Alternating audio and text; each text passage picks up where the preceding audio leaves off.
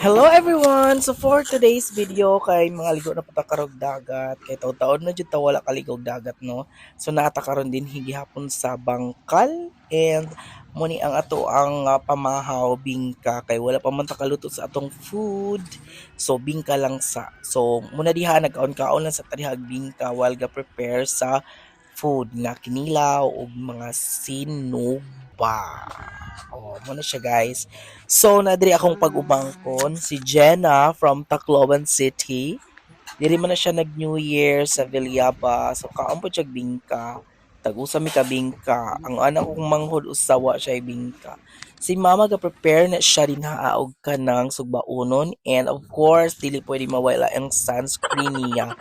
Palpak ang iyang pagbutang sa sunscreen kay na. Sirit ang iyang sunscreen. Nausik. Oh, sige, padayon lang gihapon siya sa iyang sunscreen. And of course, pagkahuman niya, ako na po'y nag-sunscreen. O, di ba? O, ano, jud na, ilahang na jud ang pinga na tong now. So, samtang ka sunscreen ko, guys, ang akong manghodinhaan na masulday na siya. And na siya kuha, pero gamay lang. Na, dili pa man taon na siya pwede isugba. Muto, balik sa akong manghod, ako magwang sa dagat. And moto dinhi kay nag-chill-chill man ko dinhi drawing ko no ay taaning way mga pulos. Kay wala man taani. Pero tan-awa nga view diha guys. Nice kaayo. Very relaxing kay tabon maguna siya dinaa sa kanang bituon gani nga kahoy. So dili kaayo init dinha, ma-relax jud ka dinha.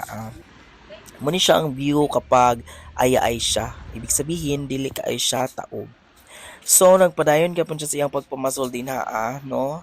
And naapoy din yung mga nangaligo, day mga bata nag-enjoy ni sila dinhi. Taga-kuan ni sila, taga-kasilion ni sila. And dinhi ilang napili nga kanang kuan maligo.